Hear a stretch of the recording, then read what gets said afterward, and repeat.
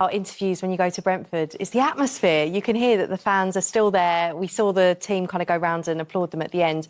And you can understand why, Theo, because taking your Arsenal hat off for just a moment, Brentford have been brilliant at home this season, particularly against the top sides. Yeah, there wasn't many people leaving before the end of the game. It was incredible. It's a great little atmosphere. That stadium, fantastic, and they deserve everything they're getting right now. But there's a confidence and there's an energy about the place, and it's going in the right direction. It always has been, actually. And they're kind of, I feel now they're a really established Premier League team, and they're growing. They're growing very fast. And I was really pleased with Lewis Potter. He did some really nice moments tonight as well. But it's really refreshing just to see the energy that he gives in this young Brentford team, actually, because it is really young. So for me, he's a player to keep an eye on.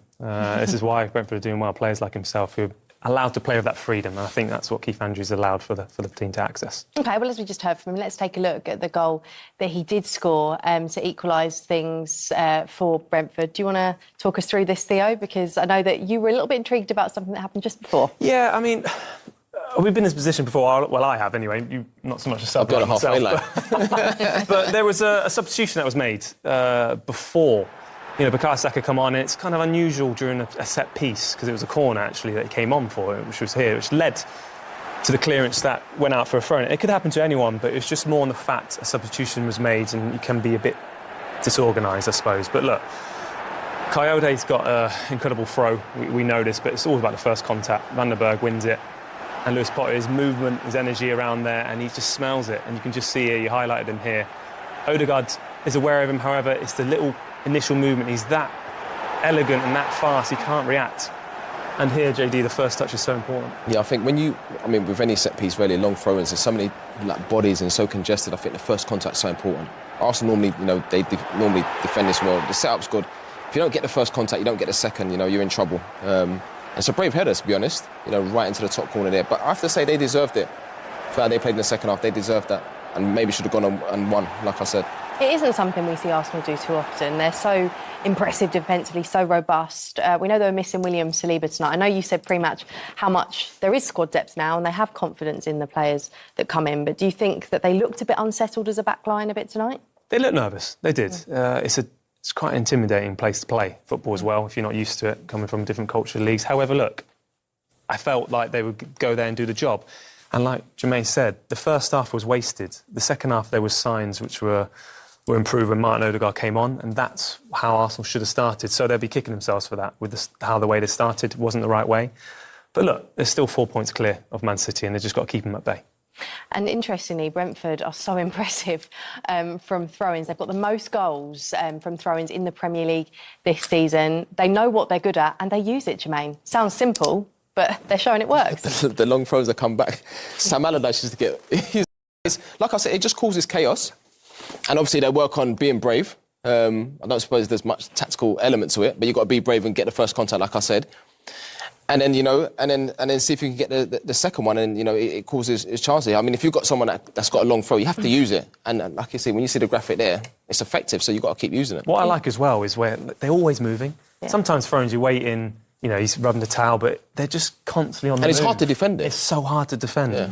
Yeah, me and Jermaine, we wouldn't be defending there. I was going to make that point, I'm ready for the counter-attack. But no, it causes so many problems, and it just disorganises everyone. And then suddenly you've lost your man because you ran into someone. So it's a great weapon to have. It goes back to kind of something we said pre-match, where you guys pointed out the fact that once they get the ball, they kind of look to attack. They know what they're good at, and they just do it. And it's like, I said it before, it sounds so basic, but not all teams do that. I think teams try and do it, but you can tell that they've worked on it.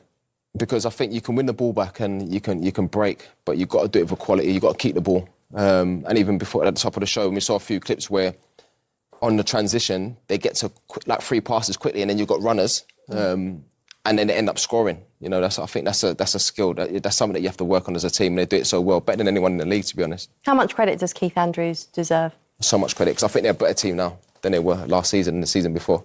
I feel like I think they've always been a good team, a decent team, but I feel like they're harder to play against now. I think there's a sort of clear identity in terms of how they play, and the home form. Any team that goes there, it's going to be a difficult game. It does feel like they're so incredibly well coached, well drilled, and there was a lot said about him being the set piece coach before, but it's almost like that's working to their advantage. It's just refreshing. I think we've said it at the top of the show, like you were saying, you put players in positions where they're going to be creative and to play with that spark and that freedom, that energy. And Keith Andrews has allowed that to happen in certain ways, and he does not let teams get back into shape. Very refreshing. He wanted to win the game at the end. Some teams would just want to keep that point, but they knew they could smell that they could get a result tonight. That's why he was so disappointed. You could see he was disappointed not getting the win. But look, it's great to see, and that's why we love the Premier League. That's why we love it. Brentford. And Keith Andrews knows that it was an opportunity to take there. But it's look at that, shots. They limited Arsenal tonight massively. You know, it's incredible, the clearances. I mean, I was super impressed with Brentford tonight. That's the fewest shots for Arsenal in a match this season, and we probably, looking at those stats, need to pay credit to Brentford. Not only did they restrict Arsenal, but they managed to do that whilst having chances of their own. Yeah, you speak about Arsenal winning and, the 2 points are dropped, but you have to credit Brentford. They've been good against everyone at home, to be honest, and, they're such a good team. They're hard to play against. They play with a lot of energy. All the players know their roles and jobs and responsibilities. And they got quality at the top end of the pitch. And, with the chances that we've just seen there, they probably should have got 3 points on that. OK, well, let's take a look at the goal that did give Arsenal the lead and what they hoped was going to be all 3 points. Feels like a lifetime ago now. This was on the 61st minute. Theo, talk us through it. Yeah, well, we did notice that Bukayo was potentially about to come on, but it's an incredible cross from Nkapé. But what I really like is the movement from Madueke.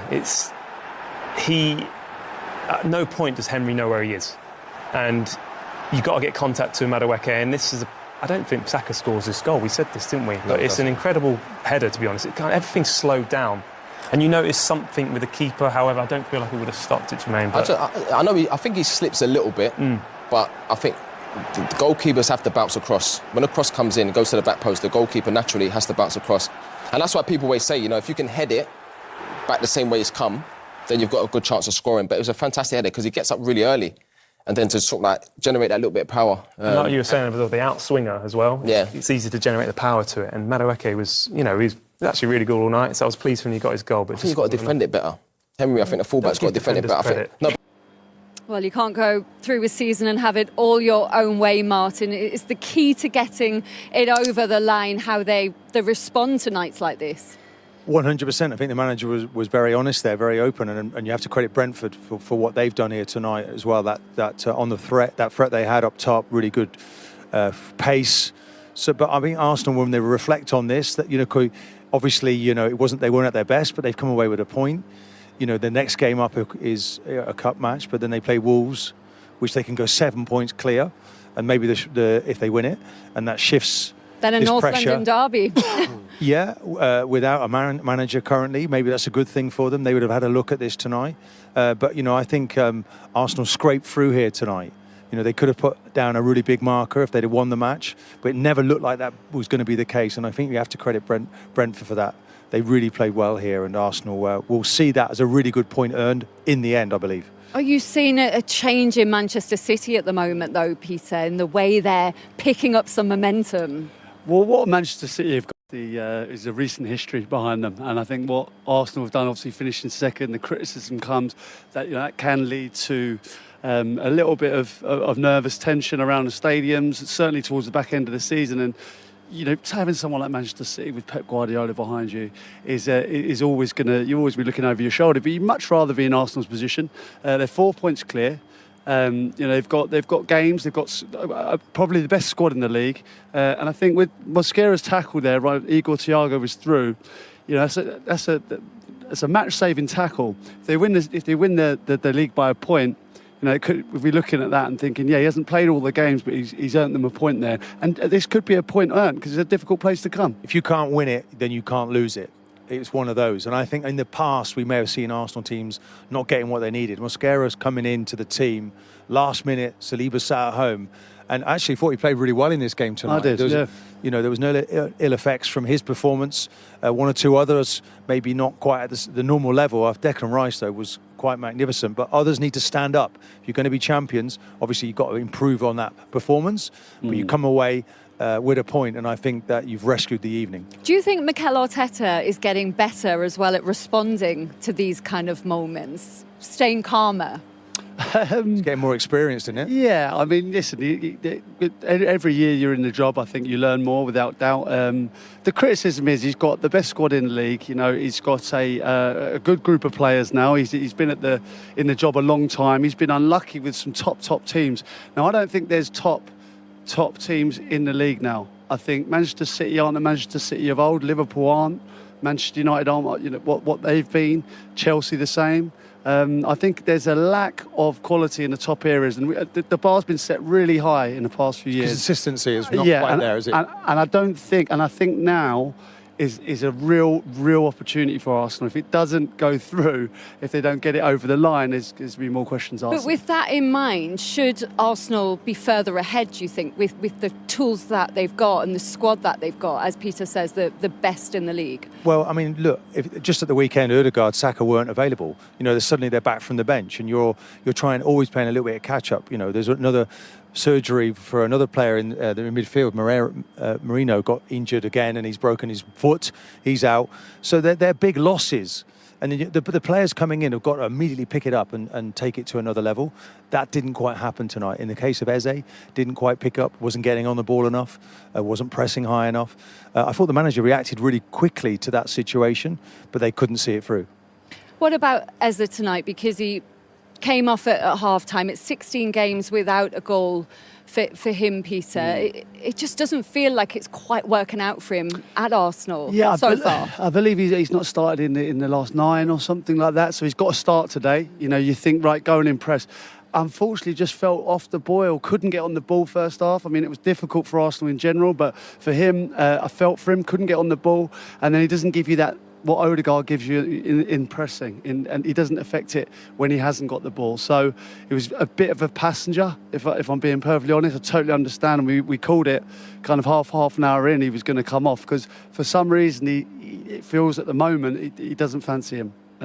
For whatever reason, and you know that's going to damage his England chances. I think it's more. I think, you know, to say he doesn't fancy him, I think it's more a case of the player doesn't quite understand the structure in the same way Ødegaard does. So Ødegaard knows exactly where to be when the opposition have the ball, and then picking up those little spaces and the little passes and building play is something that Ødegaard does well, and Eze hasn't quite picked that up yet. It'll come in time, I'm sure it will, and there'll be moments, and that's where now he has to respond.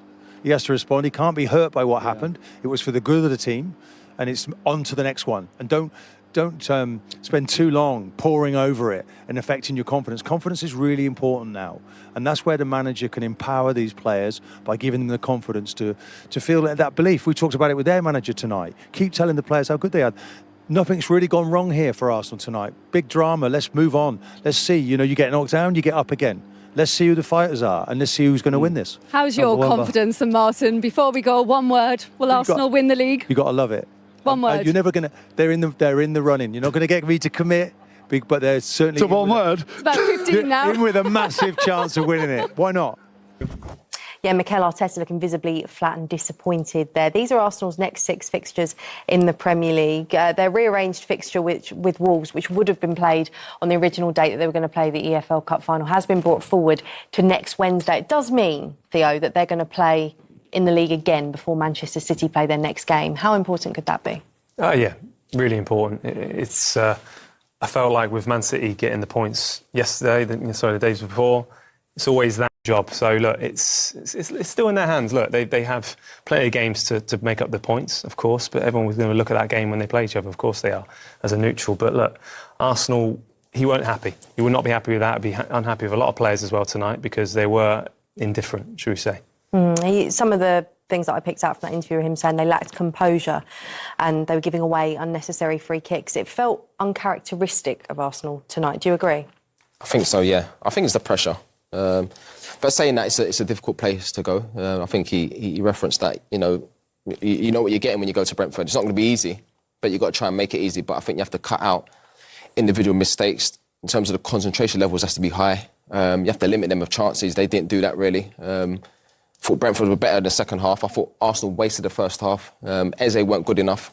You know, I still feel like he's playing with a handbrake on. I know he ain't played games and probably not match fit, but you still expect a little bit more.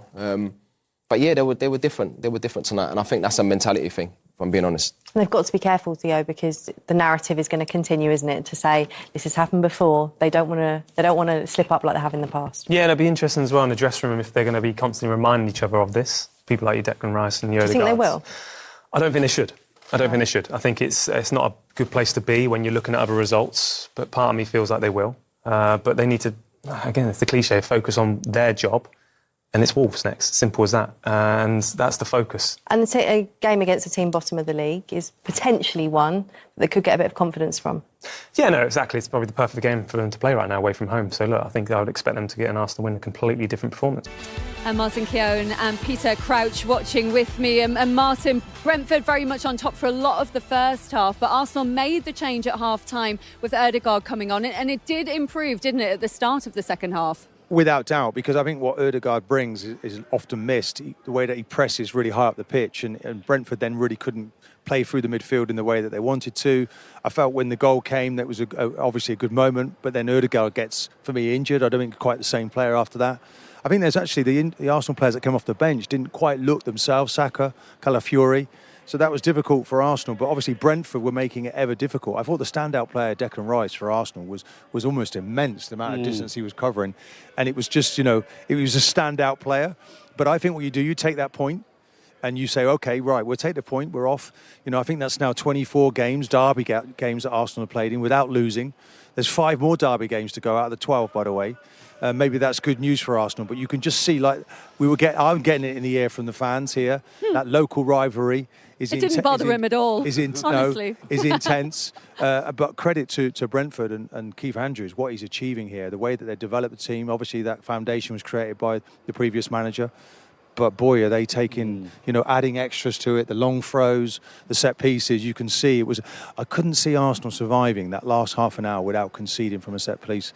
And so it told. They've taken some big scalps here, Brentford, though. So a point here is not easy to get. But is the concerning thing for Arsenal fans the performance levels tonight, Peter?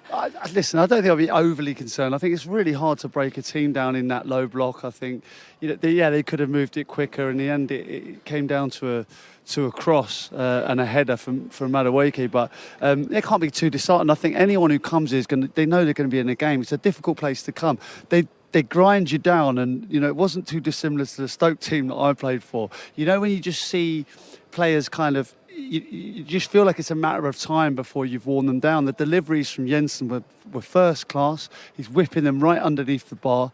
The throw-ins keep coming in, and I actually felt Mosquera and Gabriel did well. I thought they were two of the better players for Arsenal tonight. But, that kind of pressure eventually tells its toll. And you felt that Arsenal were going to get it over the line with that Madueke header. It was a really good header from him, Martin. I think, ironically, he was about to go off at that point, and it looked like it was going to be the last thing he did. It was a really good finish from him. I mean, when you get a connection like that and you head that back across the goal, goalkeeper's got no real chance. I think he actually slips, though, the goalkeeper, Croucher, doesn't he, in that situation? But it's a really good connection. And then you thought, OK, this gives you now the opportunity to stay ahead. But credit Brentford for coming back. It actually looks like it goes in slow motion if you look at the goalkeeper here, because all his weight is transferring to that left leg. And this left leg here, if you can zoom in, he slightly lose balance of it. And that's why it looks like it goes in slow motion. He just can't get the purchase to get across and save it. But fair play to Arsenal, great delivery and a fantastic header from Madueke. A lot about the placement of... You've always got more of a chance. I felt like myself when I was heading the ball, you go near post, it's kind of like the way the goalkeeper's moving. If you go back the other direction, he's got to change direction, loses time, and it could be in the back of the net before he changes. And it was a good response, though, to going behind from Brentford. 10 minutes later, and they've got the leveller through another very good header, Martin. Yeah, I mean, it just seemed that the referee was almost saying, do you know what, anything goes. There's a suspicion maybe that there's 2 hands on the back of Gabriel, Arsenal's best header of the ball, but, we're told that Rice is fouling just as much. You take the bones out of that one. The referee was giving fouls, yellow cards outside the box, but not in the box. But credit to Brentford, they get that first head on it, and then the second header is absolutely magnificent. To react that quickly It's a really good. I think Raj, you look like you're dying to get in there. well, it's never a foul, Brian. He's got two hands on his back. Yeah, but you can't. But you're not going to get them. You're not going to get them, and it's almost like, hey, look, everything goes. We can't complain about it, and they're just that bit more physical than Arsenal. It's almost the perfect throw-in. The trajectory was beautiful. The desire to get on the first header was perfect. And Lewis Potter, it goes one way, it gets in front of him. If you watch his movement as well, it's more difficult fantastic to deal with in a corner, by the way, isn't it? Yeah, the low trajectory. He's got his hands it's like on Gabriel a little bit, and that keeps him stationary. But if we're giving fouls for that, we're giving them all day. But he's pushed down on him. No, used him to leviate off him. Surely, no. Well, I might as well just have retired from football if that. Well, we saw you do it. It was one of you did that, and you admitted you did it. That's all I ever did, and I've got to say the desire from Lewis Potter there to get in there far more than Odegaard, and that gets him his goal. It was actually a great header. And a great mentality from Brentford, the way they reacted. Yeah, but you just don't expect any different from them, you know. I think the culture of the football club comes right from the top. I think, yeah, of course you're buying top players or you're buying good players that you can unearth and they can get better.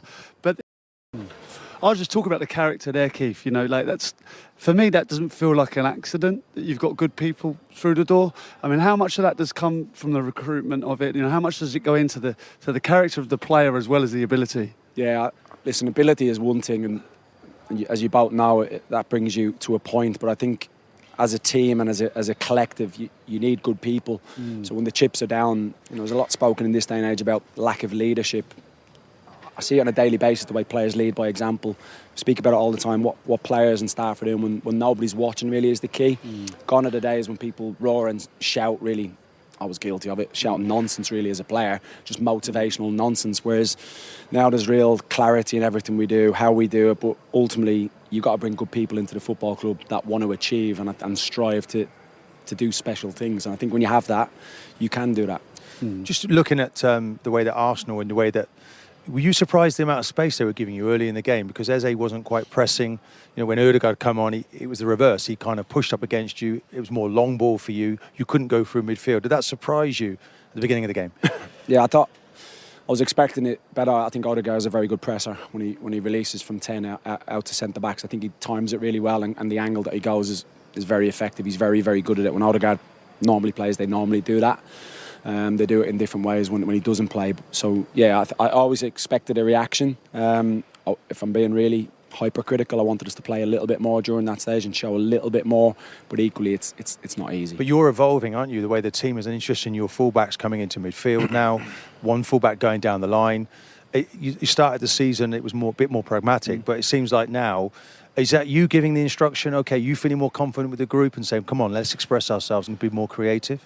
Yeah, a bit of both, really. I do give licence to the players to express themselves, to react off each other's movements. I think the way we play now is constantly evolving, and I want us to be unpredictable, really, for the opposition. I find it easier to prepare for a game when I know what the opposition are always going to do. And I think the same will probably be said about us. I think there's real unpredictability in how we play. Keith, you were quite vocal with the referee at the end. Was that about Gabriel? Did you feel he maybe should have had a second yellow? I think it was a definite yellow, yeah. It was a definite yellow. Do you know, I'm not even going to argue with that. There was enough yellows given out today. Yeah. And it felt like that was another one. It kind of felt, isn't it? I don't know how you felt, because you profited from it. But did you feel this referee was kind of like, well, whatever happens in the box, do what you want? Outside the box, he was giving a lot of fouls, a lot of yellows. Were you feeling that? I just feel like the first few fouls always set the bar for how they referee the game, and there's always that level, isn't there? And then I felt a few times in the first half we weren't getting quite the rub of it. I think inside the box today, I was really happy with our movement. I was really happy with our body language. There's a lot made, obviously, of Arsenal set pieces. We're not so bad ourselves. Well, and certainly not, because Man City, the only one of the top six who've actually come here and got a win this season. What does that say about the mindset of your players? Yeah, it's impressive. I think it goes back to what you were saying about the type of people that we have here that want to push, want to really strive to achieve something. It's a young group, really. If you take Jordan out of the equation, he probably tilts the average age by a few years. There's a lot of young players looking to make their way and are constantly learning at the toughest level of world football. So they're just a pleasure to work with on a daily basis. I look at other groups sometimes. I wouldn't particularly want to manage other groups. The way I see, the way the game is now, and the way maybe managers are the first to go in certain scenarios. Whereas I think what's been built here for years and years, the culture, the togetherness, I'm big on that. I wanted to maintain that in the summer and then enhance it, and I feel we've done that. You've got a very different test next because it's Macclesfield, but you're on 40 points now in the league, so you haven't got to worry about the league at the moment, so you can go strong. Are you going to target a good cup run? Yeah, we targeted the League Cup. We went to the quarterfinals and that. We took that very seriously, utilised the squad, but equally took it very, very seriously, and the same will be the case for the FA Cup on Monday against Macclesfield. I'm really looking forward to it. Well done on an impressive point tonight. Cheers. Thanks a lot. Thanks, Keith. Well done. See you, mate, and all the best. Well done, mate. It was interesting what you was saying there at the end about the culture of the game and managers being the first to go, but Brentford... I think it's, do you know, I find it really refreshing because of the way that he's come into the game, and he may have felt he's gone into the punditry world, and he had a couple of jobs, didn't he, as a coach, did one with Martin O'Neill, and suddenly he's come in and he's embraced it, and maybe he appreciates things a little bit more, and he's doing a lot, he's giving a lot of praise to his players the whole time. We heard the reaction, didn't we, afterwards they interviewed the players, and he's getting results. And he's built on an incredible platform, there's no doubt. And this club's really well run in terms of its recruitment. And look at the strikers they've had, Ivan Toney, Thiago. They've just sold 2 last season. Incredible players that they're getting through the door. But you've got to be able to work with them and you've got to improve them. And he's certainly doing that. But do you think the club itself gives managers the platform and all the tools that they need to thrive? Yeah, I mean, this club, for instance, a player might not get in another Premier League club, no one's ever heard of him, they'll give him a chance here and they give him a platform to go and play. And when you listen to Lewis Potter talking after the game there, he says he tells us how good we are every day. There's a lot to be said for that.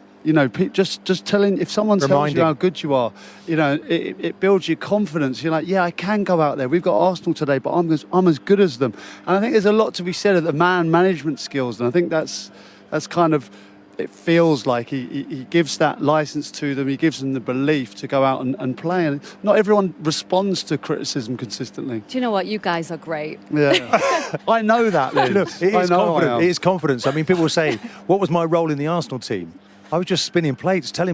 And the better they played, the less I had to do. They weren't bad, though, Martin. They weren't bad. They weren't bad. The Vieira's and Martin as the hype man. Ian Wrights. But honestly, even those great players need to be told. Repeatedly told, and that's what the manager. Obviously, it's working for this manager. Does he inspire you to get into coaching? No, I think I'm too late. There's a job at Spurs. Too late. Unless I go as Spurs job. It's available, Martin. Can't do that. No. I've turned it down already. Kick off with Sam from Sky. Hi, Mikel. Normally, you look at this as 2 points dropped, but the way the game went, is that actually a point gained, perhaps? Well, I think the game had different moments. The first 10-15 minutes, we lacked certain composure to dominate the game better. I think after that, we started to play much more in our way and started to play in their half and generated some good situations without really having clear-cut chances. The second half, the way we started, we really looked a threat. The way we combined, the way we threat constantly their backs, and the goalie was much better. Again, without really hitting the targets enough times or finishing enough actions.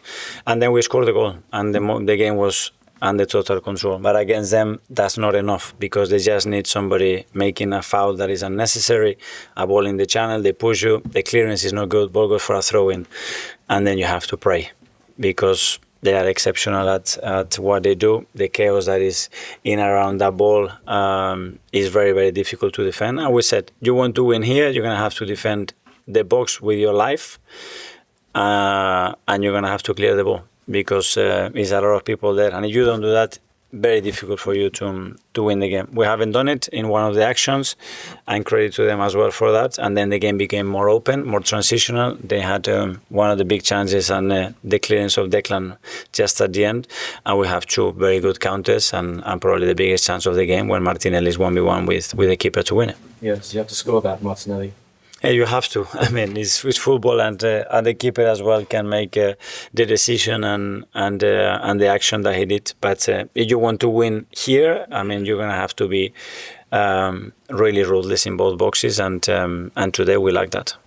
Tom, Reach. Mikel, at half-time you made a big change with Eza coming off and Martin coming on. Could you talk about that change, why you decided to make that change and why that was the decision of that? Because with the way that, especially that they were pressing, I think we needed another kind of profile to generate many more problems to them in and around those areas. And I think he came on in the pitch really well, and the team had another gear and more threat to arrive to the areas that we wanted to do, and that decision.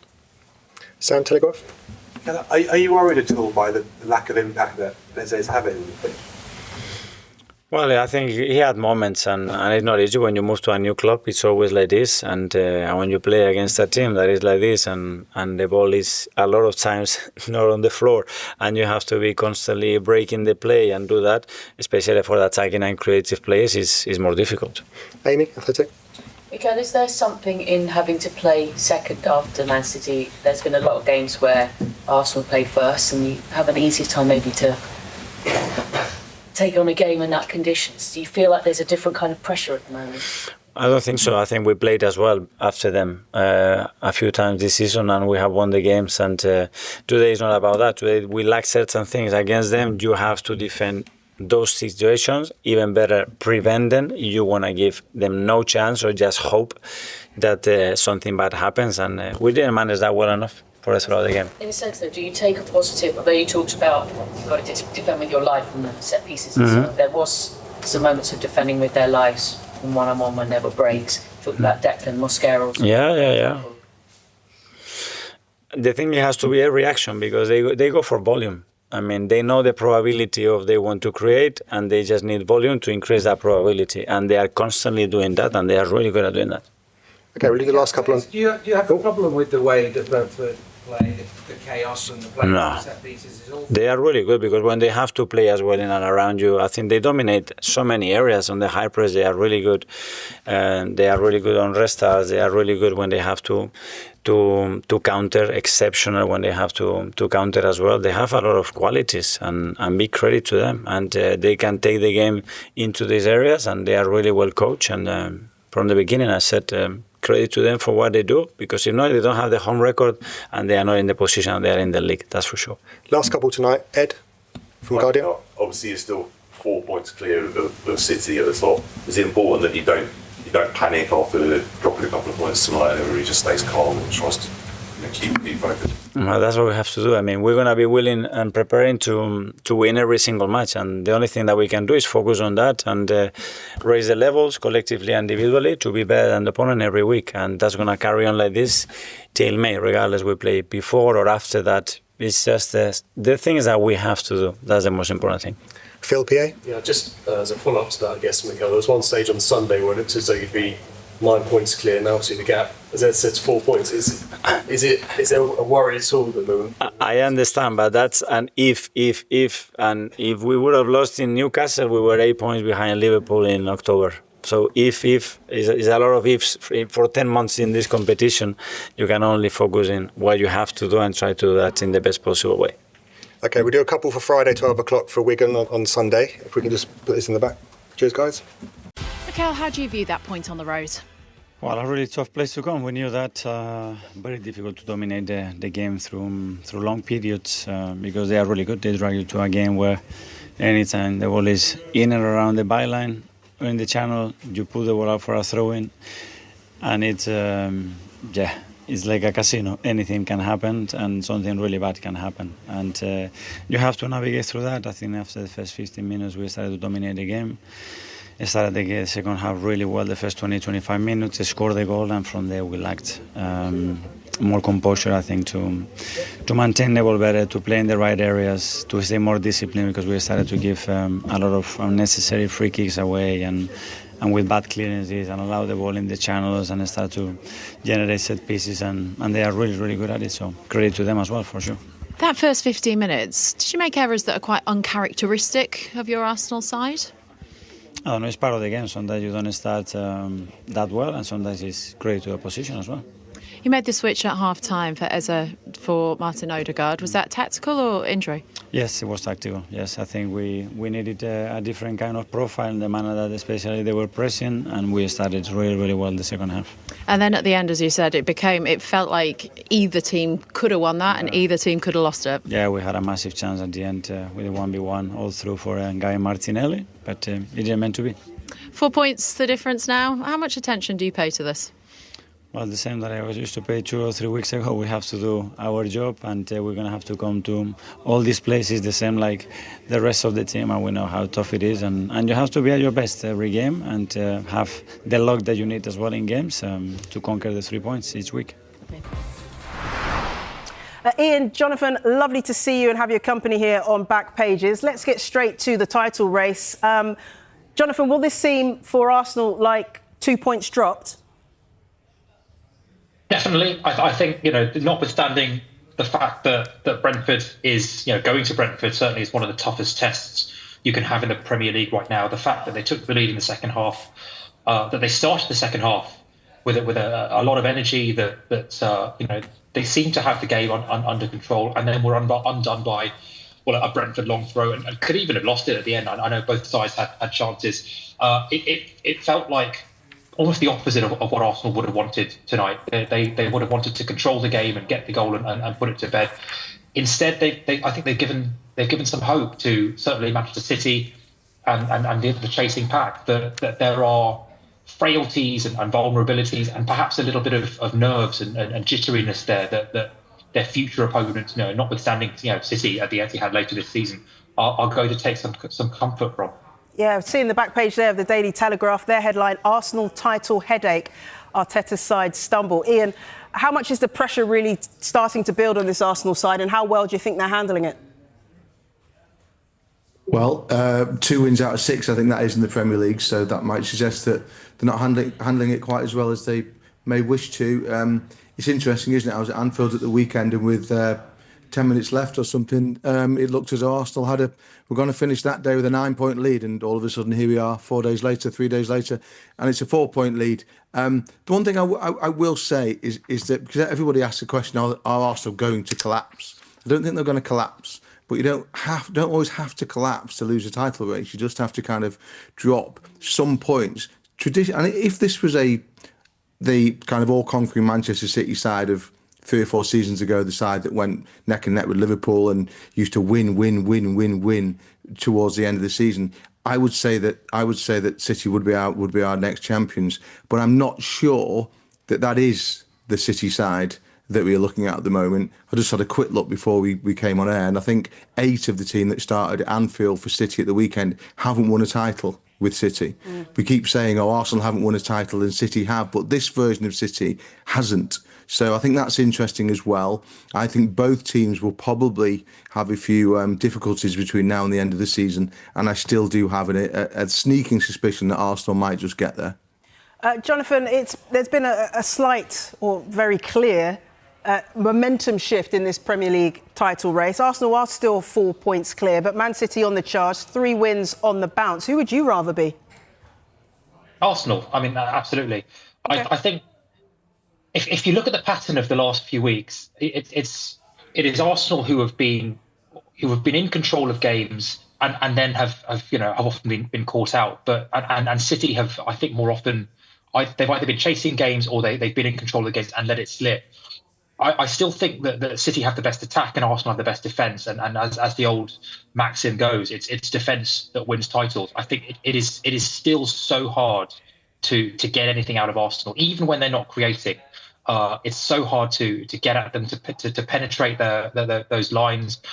And so they manage to stay in games even when, even through kind of sticky periods. And then obviously they have the attacking capability to capitalise from their spells of pressure. So I think City is still vulnerable. City is still more vulnerable than Arsenal. If you look at the Spurs game, for example, or the United game, games where they have actually subsided a lot more quickly than Arsenal have. And I do think Arsenal have had the better squad as well. I think they have the deepest squad that is going to make just a slight difference in this title race.